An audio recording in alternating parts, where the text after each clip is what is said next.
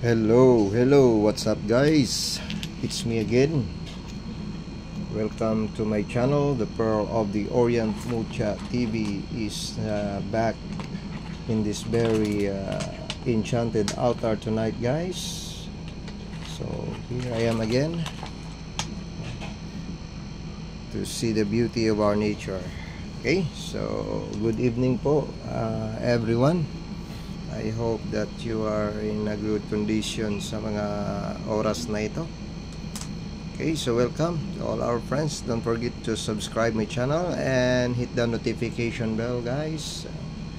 Okay, so narito naman po muli tayo upang magtatanyag sa inyo ng mga mutya, no, na tunay at kaibig-ibig at mapanghalin at mapangakit, no, at talagang nagbibigay ng swerte sa pamumuhay. So narito na naman po muli tayo, guys, okay? Upang ating saksihan, no, yung kagandahan ng ating inang kalikasan, mga biyayang taglay at proteksyong hatid sa ating pamumuhay, guys. Okay, so narito, guys, ay meron tayo ditong kidlat, isang nahugis krus na kidlat. Okay, ito yung krus na pangkumbate.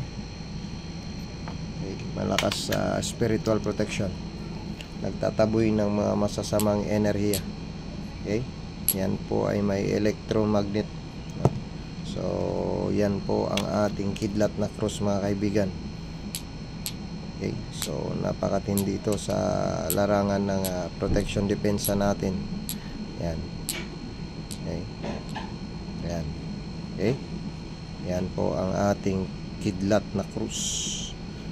Pwedeng pangtusok, no, sa mga may sakit-sakit sa pangatawan. Pwede rin ito siya, no. Yan ang ating krus na kidlat. Okay? Yan. Kita rin natin ngayon, guys, sa gabing ito ang ating red umo.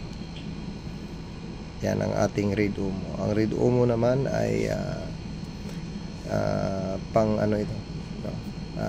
Sa larangan ng relasyong pampamilya. Ayan, no? Okay, sapagkat siya'y simbolo ng pag-ibig. Yan ang tinatawag nating red umo. Okay, meron po tayo niyan, mga kaibigan, no? So sa magnanais po ng isang red umo, okay, mapanghalina, talaga namang nariyan din ang proteksyong spiritual, no? Ayan, sa ating red umo.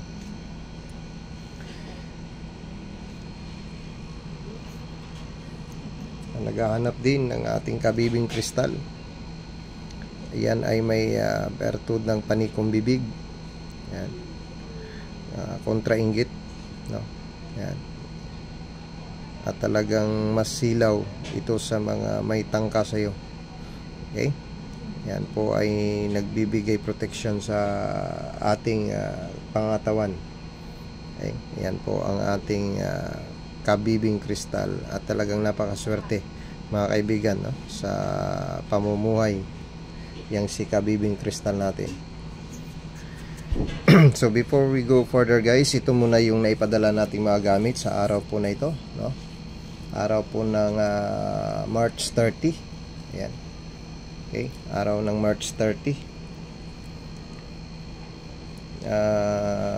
Sabado, ano?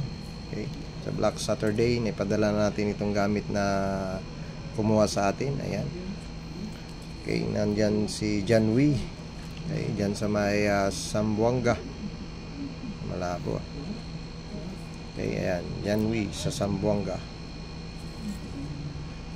Okay, Brian Gingani dyan sa may Agusan, Trinto Agusan, del Sur. Kay Brother Brian Gingani. Kay Brother Lito Makupa dyan sa may Turil, Davao del Sur. Kay Brother Jimmy Bisida dyan sa may Marilao, Bulacan. Okay, ayan.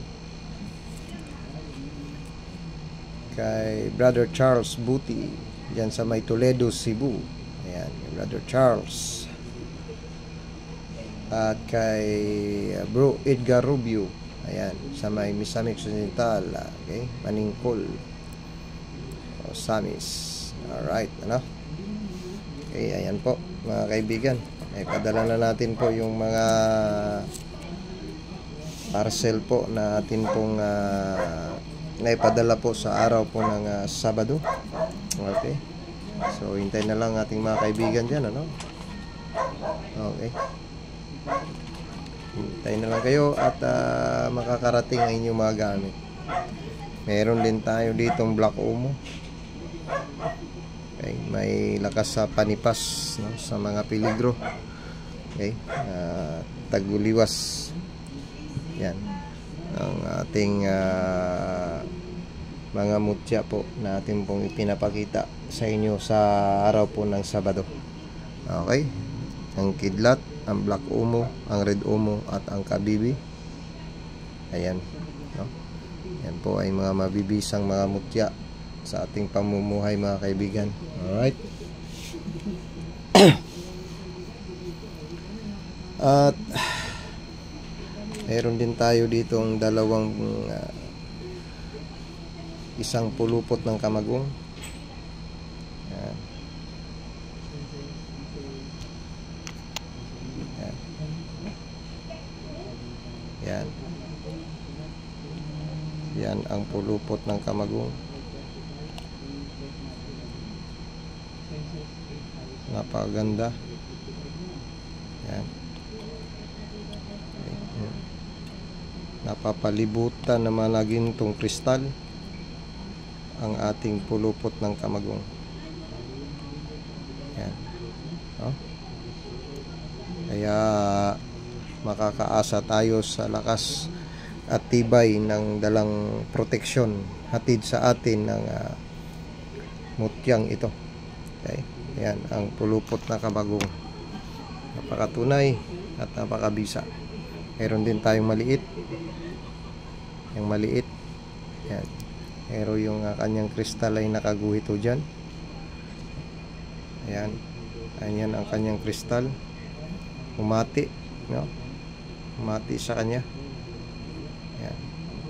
Kristal din yan. Ginto, ayan. Ayan, oh. Ayan. So, tagus yan. Tagus yan. Papunta dun sa kabila. Ayan, oh. Ati, no, tagusan. Ayan mga kaibigan, oh, ayan. Oh, ayan, tagus yan, lagpasan. Okay, isang maliit pero ang aura niyan ay lagpas. Oh, ayan, oh. Okay, ayan. Cute lang siya at maliit.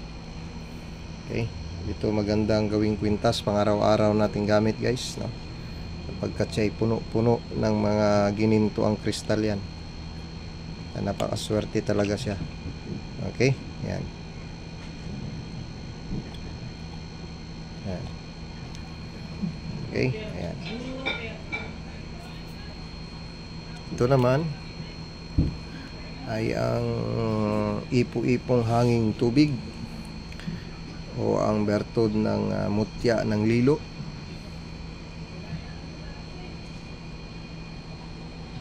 Yan mga kaibigan, ang ipo-ipo ng lilo ang nagsamang bertod ng hangin at tubig.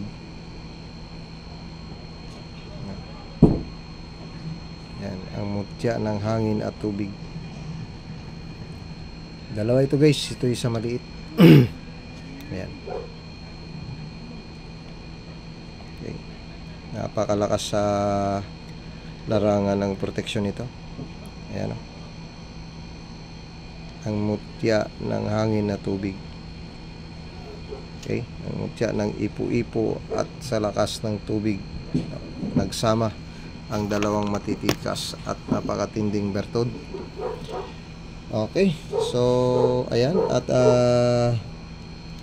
ito naman ang ating mutya ng isang cobra. Okay, Meron pa tayong isang naiwang hiyas ng cobra. Ayan. No?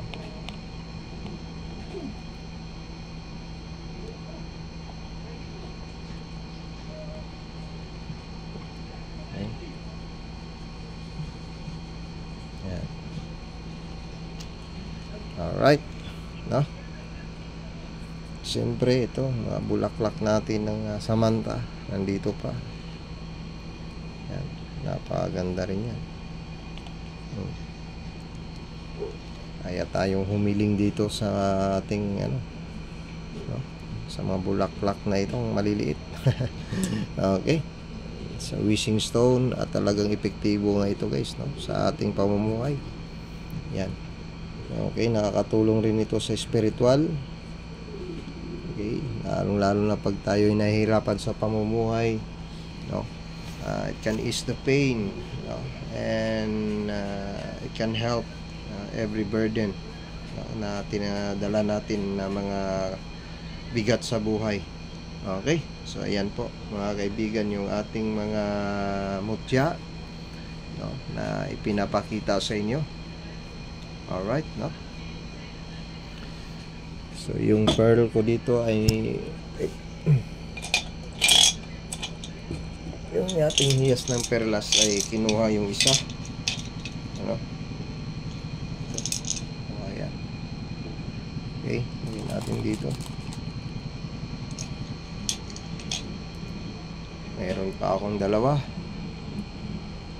Yan, ang perlas ng silanganan. Ganda itong gawing hikaw guys, ano? Yan ay tunay guys na perlas, no? Perlas. Okay. Yan.